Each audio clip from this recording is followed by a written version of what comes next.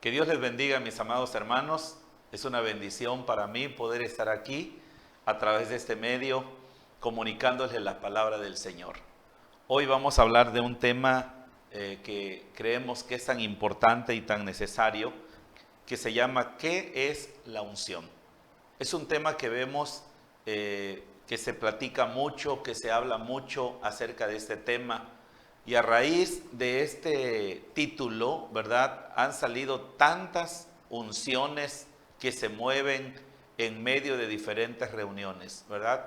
Podemos ver que hay videos que hablan acerca de la unción, por ejemplo, de la manguera, que hablan acerca de la unción de la risa, que hablan acerca de la unción de diferentes cosas, mis hermanos, que están presentes.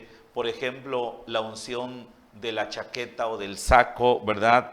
La unción del cloro, la unción de la harina, la unción del aceite. Bueno, hay un sinnúmero de unciones, ¿verdad?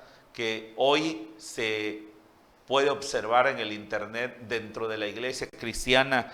Todo esto está sucediendo, todo esto está pasando. Pero cuando nosotros vamos a la Biblia y buscamos la palabra unción, encontramos que esa palabra unción se refiere al ungido y se refiere al Mesías, a Cristo Jesús, ¿verdad? La palabra unción, cuando nosotros buscamos esta palabra, ¿verdad? Significa que una persona era untada con algún aceite o con algún ungüento, ¿verdad? Era frotado y era ungido de esta manera para que fuera consagrado.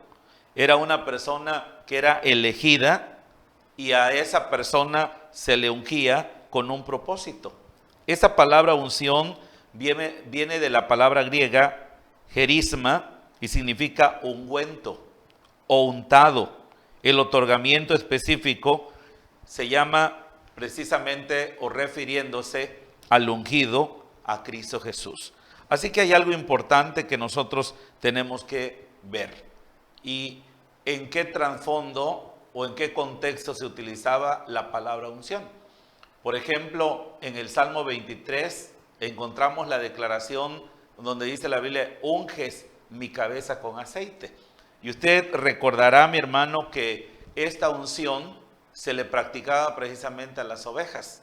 Precisamente había un sinnúmero de insectos, de garrapatas, ¿verdad?, que afectaban precisamente la vida de las ovejas. Entonces el pastor ponía un aceite, ¿verdad? Ungía la oveja para que de esta manera entonces estos insectos resbalaran y no pudieran dañar la vida precisamente de la oveja. Ese era el propósito de ungir las ovejas.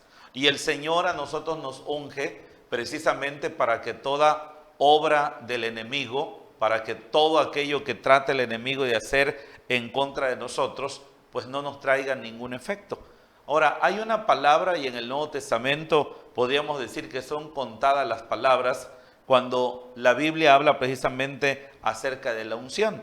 Por ejemplo, en 1 de Juan capítulo 2, versículo 20, dice lo siguiente, pero vosotros tenéis la unción del Santo y conocéis todas las cosas. Y dice el versículo 27, pero la unción que vosotros recibisteis de Él permanece en vosotros y no tenéis necesidad de que nadie os enseñe, así como la unción misma os enseña todas las cosas y es verdadera y no es mentira. Según ella os ha enseñado, permaneced en Él. Este versículo, mis hermanos, que acabamos de leer, nos habla precisamente acerca de la unción. Pero vosotros tenéis la unción del Santo. Quiero que pensemos un momentito. En el Nuevo Testamento nunca nos exhortó o nunca nos exhorta a buscar la unción, ni habla de que alguien haya perdido la unción, ni que pueda en algún momento disminuir o aumentar. Dios nos unge con el don de su Espíritu que mora en nosotros. El sustantivo unción, que viene de la palabra griega jerisma, aparece solo 3 veces en el Nuevo Testamento. Es sorprendente esta palabra, ¿verdad? Porque aparece en Primera de Juan 2, 20 y 27. Esta unción es auténtica, dice aquí, y no es falsa. Y esta unción, dice la Biblia, nos enseña todas las cosas. Este contexto es el único en el Nuevo Testamento que habla de la unción, que afirma 2 veces que la unción del Santo pertenece a todos los creyentes sin excepción. Todos aquellos que han sido redimidos, todos aquellos que han sido lavados, todos aquellos que han sido comprados con la sangre de Jesucristo han recibido la unción del Santo, ¿verdad? En segundo lugar, la unción tiene que ver con conocimiento y sana doctrina. No tiene nada que ver con gritos, ¿verdad? Con emociones o desvaríos o simplemente cosas que se practican en el tiempo presente, que más que ser una manifestación de Dios, es un espectáculo que las personas realizan.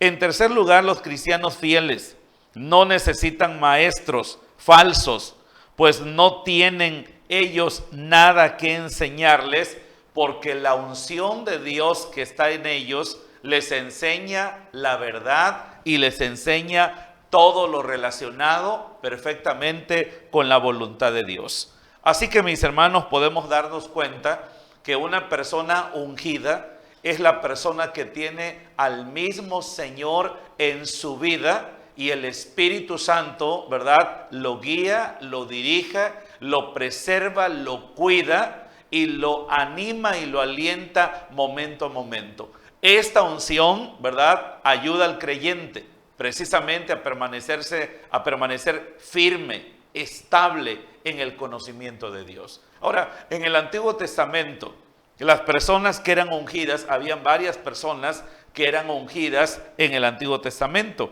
Por ejemplo, en Levíticos capítulo 8, versículo 12, dice lo siguiente: y derramó del aceite de la unción sobre la cabeza de Aarón y lo ungió para santificarlo. Aquí nos habla acerca de un personaje que fue ungido con el aceite de la unción, ¿verdad? El aceite de la unción era un preparado de ciertas componentes que nadie más podía utilizar. Dios mandó precisamente elaborar este aceite de la santa unción en primer lugar para ungir al sumo sacerdote. Y aquí emplea la Biblia una palabra importante cuando dice para santificarlo. Esa palabra santificarlo tiene que ver con separarlo, ¿verdad? Una persona que era ungido era una persona que era separada, que era apartada, con un propósito claro, con un propósito específico. Dios seleccionaba a una persona, Dios tomaba la vida de una persona y entonces mandaba que se ungiera a esa persona para apartarla para un servicio específico. En este caso, hablando acerca de Aarón, Aarón fue separado y fue ungido para que fuera el sumo sacerdote. Ahora también ahí en Levíticos capítulo 8, versículo 30, dice la Biblia: luego tomó Moisés del aceite de la unción y de la sangre que estaba sobre el altar, y roció sobre Aarón y sobre sus vestiduras, sobre sus hijos y sobre las vestiduras de sus hijos con él, y santificó a Aarón y a sus vestiduras y a sus hijos y las vestiduras de sus hijos con él. Aquí es el mismo proceso, solamente que aquí abarca a otras personas y también abarca vestiduras, porque el sumo sacerdote, hermano, y en este caso los sacerdotes, como también los levitas, tenían un vestuario, ¿verdad? Y ese vestuario era precisamente dedicado para que cada persona que fuera a ministrar, para que cada persona que fuera a desarrollar su ministerio pudiera ponerse ese atuendo que lo hacía diferente y que las personas lo reconocían como uno de los ministros que servía dentro del altar. Eso nos habla que la vestidura era para gloria y hermosura. Era el momento, era el único momento en que las personas se ponían ese atuendo para ministrar. Hoy todos los que somos llamados, ¿verdad? Espiritualmente tenemos una vestimenta, tenemos una vestidura. La Biblia dice que nos vistamos del Señor Jesucristo. La Biblia dice que nos vistamos con el atuendo del nuevo hombre. Pero también, hermano, todos aquellos que somos ministros de Dios, tenemos que vestir con dignidad en el momento que vamos a ministrar la palabra de Dios, en el momento que vamos a predicar el evangelio, en el momento en que vamos a dar a conocer el nombre que es sobre todo nombre, el nombre de Jesús.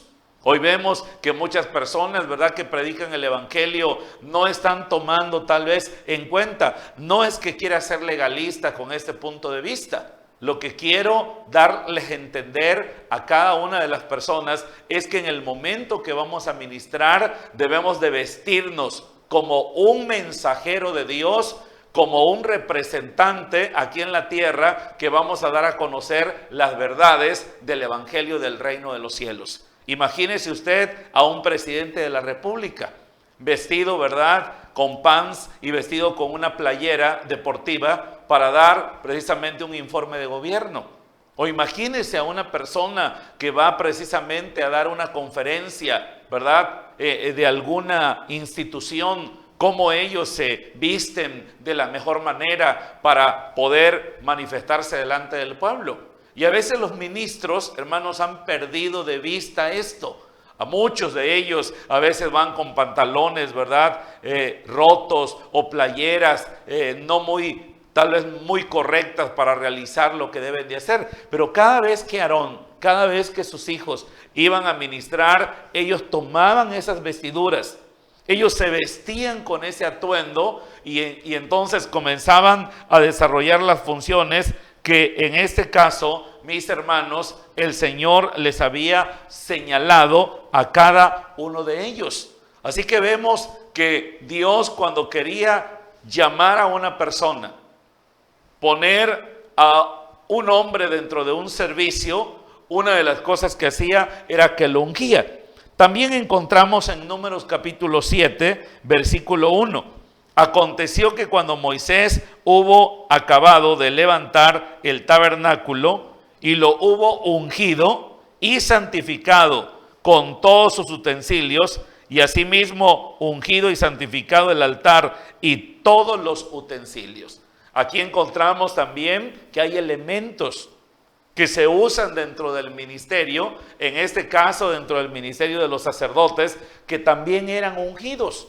Y esto significa que estos objetos eran separados para el servicio exclusivo de la obra de Dios, ¿verdad? Hoy en las iglesias hay órganos, pianos, guitarras, bocinas, ¿verdad?, que son dedicadas y que son del uso exclusivo dentro de la iglesia y de la obra de Dios.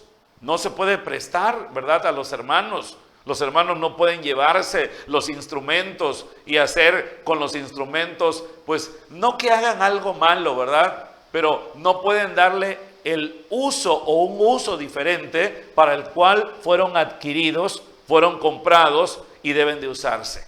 De esta manera, mis hermanos, nos damos cuenta cada uno de nosotros cómo como creyentes, como cristianos, como ministros, como siervos de Dios, somos dedicados al Señor, somos llamados, somos escogidos por Dios, y cómo Dios nos separa. Ahora ya no con un aceite literal, ¿verdad? Ya no se derrama un aceite literal sobre nosotros, sino que ahora hemos sido separados por Dios y hemos sido ungidos con el Espíritu Santo de nuestro Dios.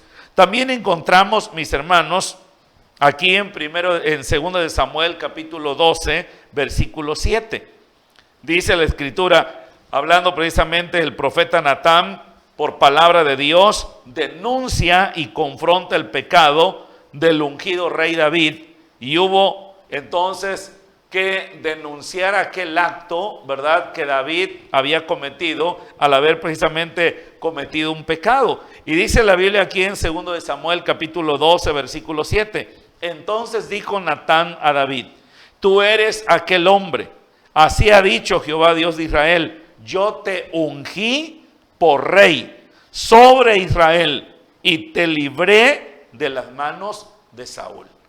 Aquí encontramos que también, mis hermanos, los reyes eran ungidos, eran separados, eran apartados para desempeñar y para desarrollar una función política delante de una nación, ¿verdad? Ese rey entonces era seleccionado por Dios, y eso me hace recordar cuando Saúl fue desechado y cómo el Señor le dice a Samuel, ¿verdad? Llena tu cuerno de aceite y ve a la casa de Isaí de Belén, y ahí me vas a ungir a uno de tus hijos para que sea rey de Israel. Y la Biblia nos narra la historia, mis hermanos, de una manera detallada, como el profeta Samuel ungió a David, dice, delante de sus hermanos, en presencia de sus hermanos, ¿verdad? Sus hermanos en ese momento, al ver que David había sido ungido, ellos estaban entendiendo que a partir de ese momento, David era una persona que había sido separada por Dios para desarrollar una función en el tiempo adecuado y en el tiempo propicio de Dios, ¿verdad? Él, como un monarca, él en el aspecto político iba a ser el medio que Dios iba a utilizar para guiar a los soldados a la guerra, para conquistar otras naciones, para pelear las batallas del Señor, para traer paz y seguridad a todo el pueblo, prosperidad, ¿verdad? Todo eso representaba la vida de un rey. Y este rey, en este caso David, mis hermanos, había sido separado por el Señor para que desarrollara esta función. Mientras que el sumo sacerdote, ¿verdad? Era ungido en el aspecto religioso para poder ofrecer los sacrificios, las ofrendas, los holocaustos y todas estas cosas que se tenían que ofrecer precisamente dentro del tabernáculo y más adelante en el templo de Salomón. Ahora el rey era ungido. El rey era separado, mi hermano, para representar a una nación y para brindarle a esa nación humanamente, bajo la guianza, bajo la influencia y bajo el poder de Dios, la seguridad, la bendición, la prosperidad y el cuidado. Vemos entonces, hermano, que también los reyes eran ungidos, ¿verdad? Eran separados precisamente para esta función. También otro de los personajes que eran ungidos eran también los profetas. Los profetas eran ungidos, eran apartados por Dios para que ellos se convirtieran en los portavoces, para que ellos se convirtieran en los voceros, para que ellos fueran el medio que Dios utilizaba aquí en la tierra, mis hermanos, para llevar el mensaje a una persona, a una nación, ¿verdad? Y en este caso, como vemos el caso de Natán, como Natán lleva un mensaje de reprensión, puede llevar también un mensaje de juicio, puede llevar un mensaje de corrección, puede llevar un mensaje de aliento, puede llevar una notificación, ¿verdad? En un momento dado a alguna persona acerca de algún tema. El profeta era puesto entonces para declararle al rey la voluntad y el propósito que Dios tenía precisamente para ellos. Así que, mis hermanos, vemos que eran ungidos, que quiere decir separados, apartados. Eran separados del sumo sacerdote, los levitas o los sacerdotes, ¿verdad? Estaban también los reyes, los profetas, los jueces y varias personas que podemos tal vez en el Antiguo Testamento eran separadas, eran apartadas con ese propósito. Las personas que fueron utilizadas por Dios para hacer los utensilios del tabernáculo también fueron ungidos y fueron llenos por el Espíritu Santo para que ellos desarrollaran esta función y desarrollaran este trabajo dentro de la obra de Dios. Y algo maravilloso, mis hermanos, es que ahora en el tiempo actual nosotros como cristianos, nosotros como hijos de Dios, ¿verdad? Hemos sido separados del mundo, del pecado, de la maldad, de la iniquidad. En primer lugar, hemos sido separados del pecado para hacer luz en medio de las tinieblas. Por eso la Biblia dice, así alumbre vuestra luz delante de los hombres, para que vean vuestras buenas obras y glorifiquen a vuestro Padre que está en los cielos. También vemos que una de las funciones por las cuales hemos sido apartados, llamados, sacados del pecado, mis hermanos, es para que anunciemos las virtudes de aquel que nos llamó de las tinieblas a su luz admirable. Cada creyente, cada persona que ha sido sacada del pecado, sacada del mundo, ¿verdad?, ha sido con el propósito que ahora se convierte en un vocero, se convierte en una persona que predique, que hable la palabra de Dios, que declare el mensaje de Dios a una persona, a un pueblo, a una iglesia, a una nación entera, ¿verdad? Tenemos la responsabilidad, mis hermanos, que como ungidos, como personas que hemos sido separadas por Dios, podamos entonces declarar las verdades del Dios que nos llamó de las tinieblas a su luz admirable. Pero también como ungidos estamos siendo llamados a salir del mundo, a apartarnos, a vivir una vida consagrada y dedicada a nuestro Dios.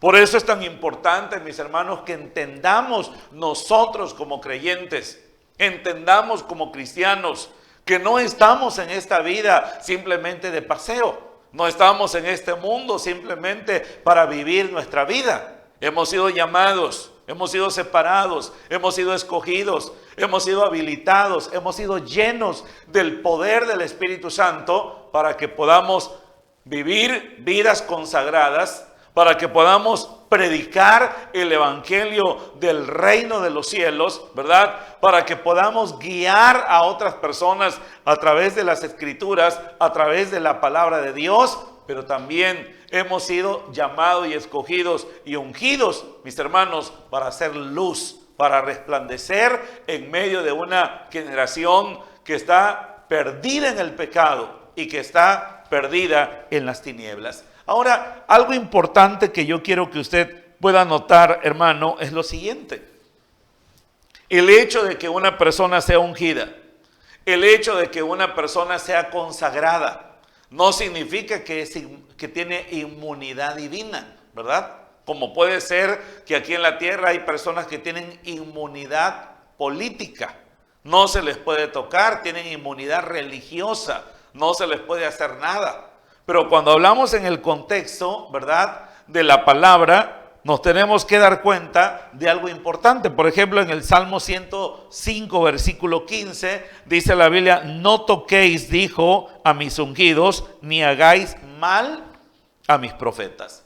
La palabra tocar viene de una palabra hebrea que es nagá y significa golpe mortal, poner la mano encima, tocar, pegar, alcanzar, golpear, dar golpe de muerte. No quiere decir, mi hermano, que no se puede denunciar las malas acciones y los pecados que una persona pueda cometer simplemente por el hecho de que soy el ungido. ¿Cuántas veces hemos escuchado, verdad, a través de las redes, a un apóstol, que a un profeta, que a un pastor? Soy el ungido de Dios. Nadie puede hablar en contra de mí. Nadie puede decir nada acerca de mi vida porque ay de aquel que levante su mano contra el ungido de Jehová. Han utilizado mal esta expresión de la Biblia, ¿verdad? Porque cuando la Biblia dice que no debemos de levantar nuestra mano, no se refiere que no denunciemos los actos pecaminosos que una persona puede cometer. Lo que está diciendo es que no vayamos a golpear, que no vayamos a causarle un daño a un hombre que está haciendo la voluntad de Dios. Cuando una persona que está caminando en la voluntad de Dios es agredida, es golpeada, ¿verdad?, y se atenta contra su vida, entonces el Señor en ese momento dice, te has metido en un serio problema, te has metido en una seria dificultad. Pero cuando una persona puede denunciar o puede reprender, ¿verdad?, la mala conducta de un ungido, esto, ¿verdad?, no le condena por Dios, en cuanto a este versículo. Ahora, aquí en 2 de Samuel capítulo 12, versículo 8, mire lo que le dice el Señor precisamente a David. Y dice, y te di la casa de tu Señor y las mujeres de tu Señor en tu seno. Además, te di la casa de Israel y de Judá. Y si esto fuera poco, te habría añadido mucho más. O sea, el Señor le dice a David, David, te di muchos beneficios, te di muchos bienes, te di muchas bendiciones, te otorgué muchos derechos. Y mira, David, si tú hubieses solicitado de mí algo más, yo te lo hubiese concedido. ¿Por qué deliberadamente tomaste algo que no te pertenecía y sobre quien tú no tenías ningún derecho? El versículo 9 dice, ¿por qué pues tuviste en poco la palabra de Jehová? Cuando una persona, mis hermanos, comete un acto pecaminoso y trata de esconderse tras este versículo que en ningún momento, fíjese bien, en ningún momento lo exonera si la persona ha cometido un acto pecaminoso, ¿verdad? ¿Qué es lo que la persona está haciendo en este momento al cometer este pecado? Dice, en primer lugar, dice la Biblia, que tiene en poco la palabra de Dios. Tener en poco significa que no le damos el valor, que no le damos la relevancia, que no le damos la importancia, que no le damos, ¿verdad?, la autoridad a la palabra para regirnos y gobernar nuestra conducta. Dice, haciendo lo malo delante de sus ojos, a Urías Heteo heriste a espada y tomaste por mujer a su mujer y a él lo mataste con la espada de los hijos de Amón. O sea, el Señor reprueba el acto de David. El Señor no respalda. El Señor dice, David, este acto que tú has cometido va a traer una consecuencia. Y quiero decirle a todas las personas por ahí que se escudan tras este texto cometiendo fechorías, el Señor no te va a exonerar de culpa. Seas quien seas, puede que me digas, yo soy el apóstol de las naciones, yo soy el apóstol de la ciudad, yo soy el apóstol de mi AR. Llames como te llames, no interesa cuál sea tu nombre, no es importante mencionarlo. Pero quiero decirte que cualquier acto que tú cometas donde tengas en poco la palabra de Dios, simplemente por dar gusto a tus deseos y a tus anhelos, va a ser reprobado y va a traer consecuencias a tu vida, porque estás teniendo en poco la palabra de Dios simplemente para satisfacer tus deseos, para enriquecerte ilícitamente, ¿verdad? Para hacer cosas reprobadas ante los ojos de Dios. Así que un ungido es una persona separada para servir al Señor. Reyes, sacerdotes, profetas, jueces, y en el Nuevo Testamento todos los cristianos han sido ungidos y han sido separados por Dios precisamente para ser hombres y mujeres usadas para gloria y para honra del Señor. También la Biblia, cuando habla de unción o habla del ungido, se refiere directamente a una persona. Y dice la Biblia, quiero leerles este pasaje en Isaías 61, versículo 1. El Espíritu de Jehová el Señor está sobre mí. Esa es una profecía que se habla acerca de Jesús. Y dice, porque me ungió Jehová. Me ungió Jehová. La única persona que puede ungir, la única persona que puede poner en una persona todo lo que se requiere para desarrollar un ministerio, es el mismo Dios. Y dice aquí, me ungió Jehová, me ha enviado a predicar buenas nuevas a los abatidos, a vendar a los quebrantados de corazón, a publicar libertad a los cautivos y a los presos, apertura de la cárcel. Hoy encontramos, mis hermanos, que hay un sinnúmero de hombres que dicen, voy a poner de la unción que está en mí. ¿Cuál unción que está en ti? Si tienes la unción, si fuiste ungido, no es de tu propiedad. no es de tu pertenencia. Tú no tienes el derecho de poder poner sobre una persona algo que no es tuyo, al menos en algunos casos, como Dios se lo ordenó a Moisés, que pusiese del espíritu de él en la vida de Josué, ¿verdad? Pero no podemos nosotros, yo habilito, hoy les voy a habilitar, hoy les voy a capacitar, hoy les voy a empoderar, hoy voy a ser, hoy el hombre haciéndose Dios, tomando un lugar que no le pertenece. Mi amado hermano, mi amado pastor que me escucha, tú y yo somos siervos, somos personas que hemos sido escogidas por Dios simplemente para desarrollar un ministerio y una tarea específica aquí en la tierra. Pero tú no fuiste puesto aquí para impartir algo que no te corresponde y que no te pertenece, porque la única persona que puede ungir y habilitar y poner todo lo que la persona necesita para desarrollar un ministerio, ya sea con señales, prodigios, maravillas, en enseñanza, en predicación, en lo que tú quieras, es el Señor.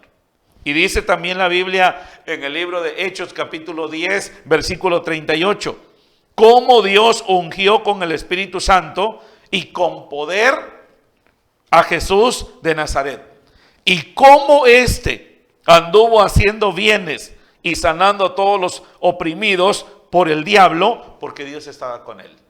Note lo que dice este versículo, cómo Dios ungió con el Espíritu Santo. ¿A quién ungió? Dice a Jesús de Nazaret, pero dice que lo ungió con Espíritu Santo y con poder. El poder y la autoridad te la da Dios, no te la da el hombre.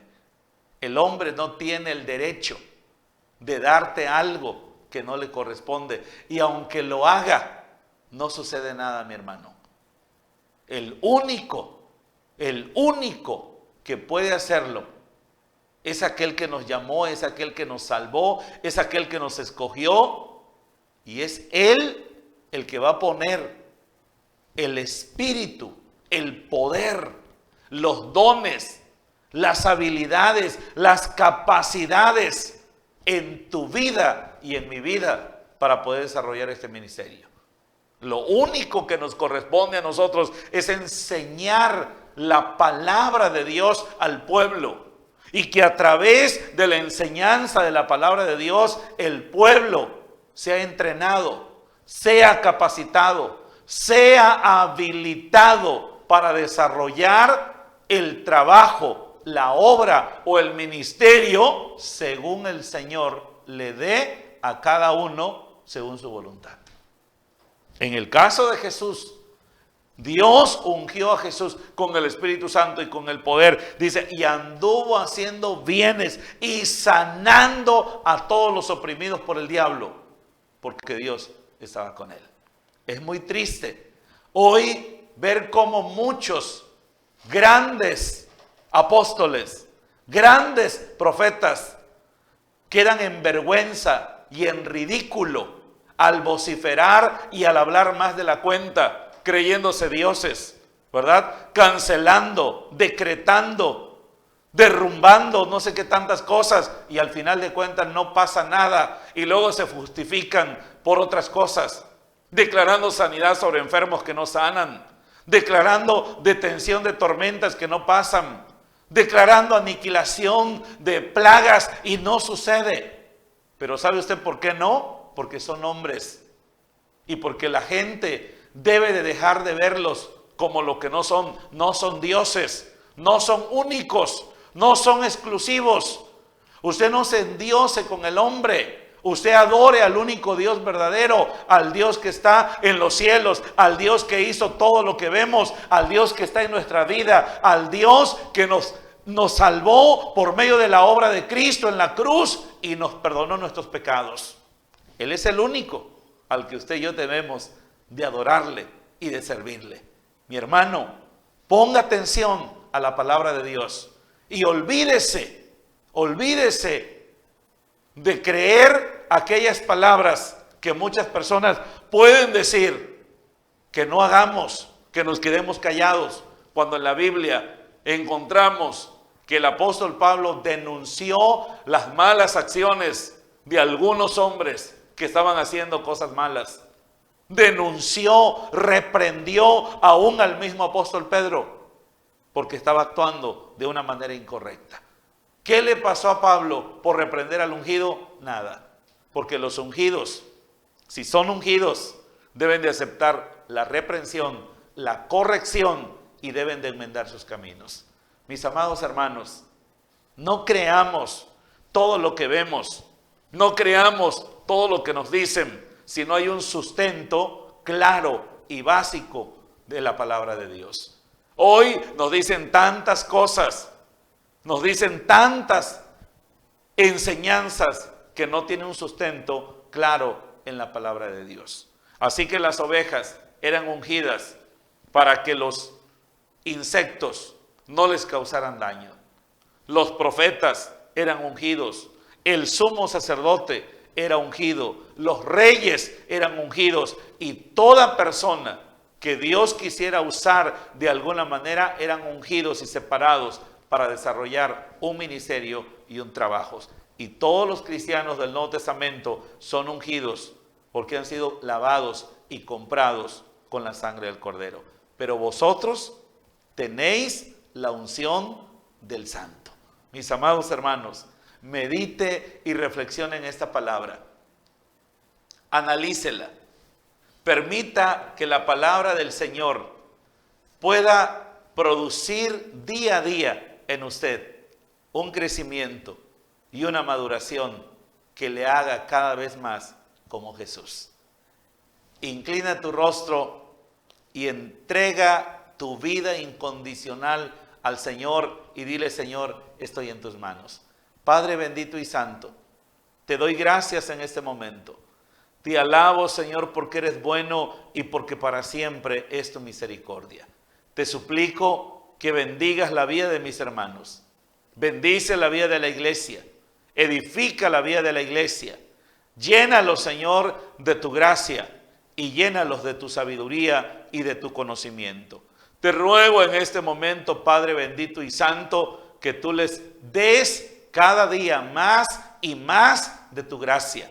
Y que de esta manera mis hermanos se mantengan firmes y fieles, avanzando cada día en el nombre de Jesús. Bendito seas. Les bendigo a cada uno de ustedes, mis amados hermanos. A todos los amigos que nos ven, los instamos a que puedan escribirnos a nuestra página en Comunidad Cristiana Oreb. Les invitamos, ¿verdad?, a poder recibir la palabra, a recibir el mensaje del Señor cada fin de semana, sábado y domingo, sábado a las 6, domingo 10 y 6 de la tarde. Y deseamos con todo nuestro corazón que el Señor les bendiga, que el Señor les guarde y que ustedes estén seguros en las manos del Señor. La paz de Dios con ustedes, mis hermanos. Amén.